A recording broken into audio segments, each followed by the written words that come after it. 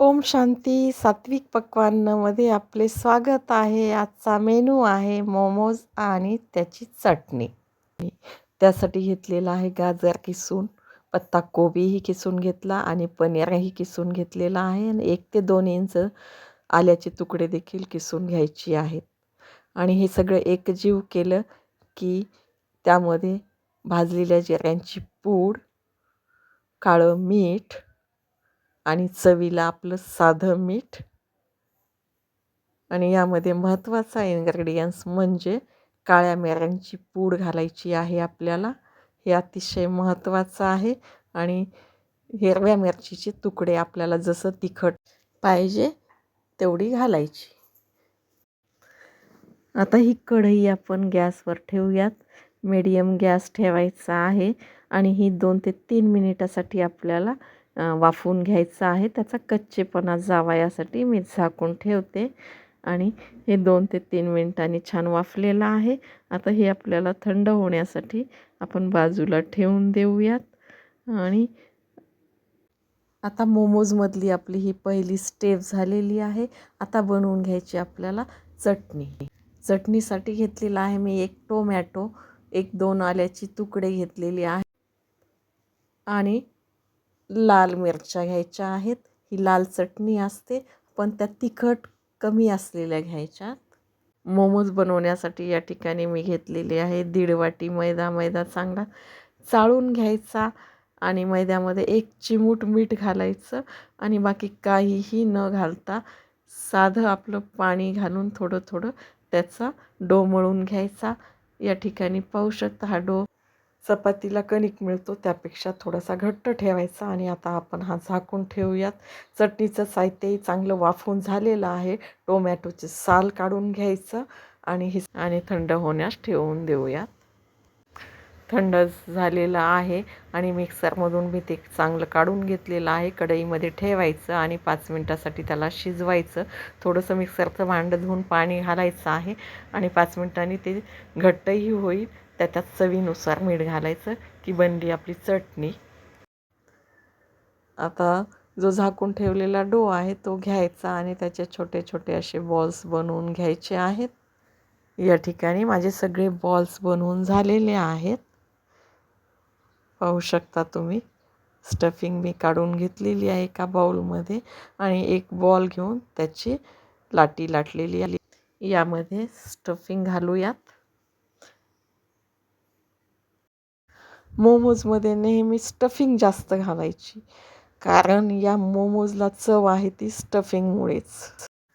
आणि स्टफिंग बनवताना काळजी घ्यायची ती ज्युसी असावी, एकदमच कोरडी झालेली असता कामा नये. पद्धतीनं व्हिडिओमध्ये पहा कशा पद्धतीनं त्याला आपण दोन्ही बाजूंनी चिमट्या देऊन त्याचं डिझाईन बनवत आहे. ज्या पद्धतीनं आपण करंजीला मोड घालतो तशीच थोडक्यात ही मोड घालायची आहे. व्हिडिओमध्ये पाहू शकता किती छान दिसतोय तो हा मोमोज. आमची फॅमिली ज्यावेळेस सिक्कीमला गेली होती त्यावेळेस तिथे हे मोमो माझ्या पहिल्यांदा खाण्यात आले आणि मी त्या किचनच्या खिडकीजवळ 1-10 मिनिटं थांबून पाहिलं की हा मोमोज कसा बनवला जातो आणि तो मला खूपच आवडला आणि बनवण्यासही सोपा वाटला म्हणून मी खूपदा बनवून पाहत गेले.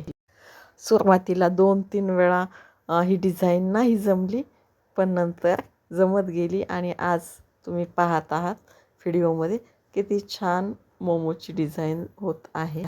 जो मेनू आपल्याला परफेक्ट जमतो तोच मेनू घेऊन मी तुमच्या पुढे येत असते, म्हणजेच तुम्हाला त्याचा व्हिडिओ बनवून पाठवत असते आणि तो व्हिडिओ तुम्ही पाहता याबद्दल तुमचे खूप खूप धन्यवाद.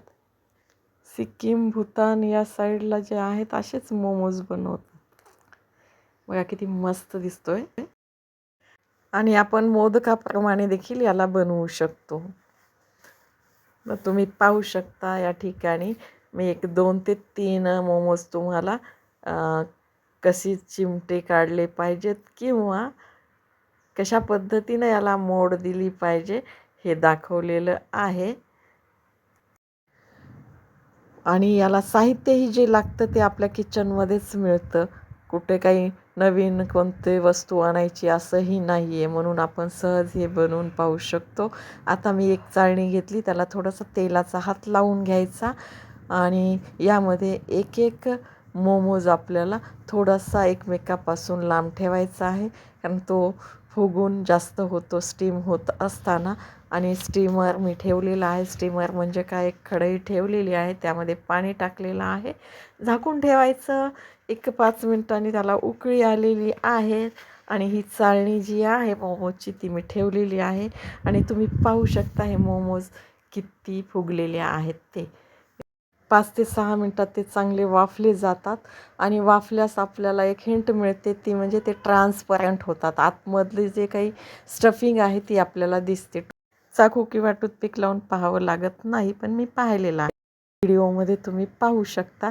आणि आता माझे एकाच वेळेस वाफवून झाले नव्हते, म्हणून मी अजून एकदा प्लेटमध्ये वाफवायला लावलेले आहेत.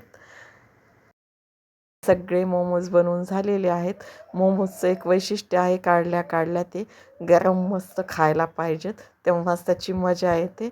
आणि मला तर जास्तच मजा येते, कारण पाऊस पडत आहे आणि पावसामध्ये असे वाफवलेले, वाफा निघत असलेले पदार्थ खाण्यास आणि त्यात मोमोज असतील तर मला स्वतः खूपच मज्जा येते आणि मला ही खाण्याची खूप इच्छा व्हायलेली आहे. म्हणून मी हे एकदा चव घेऊन पाहतेच.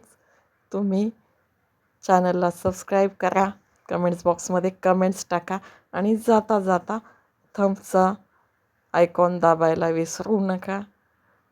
एकदम मस्त झालेले आहेत. तुम्हीही बनवा आणि खा.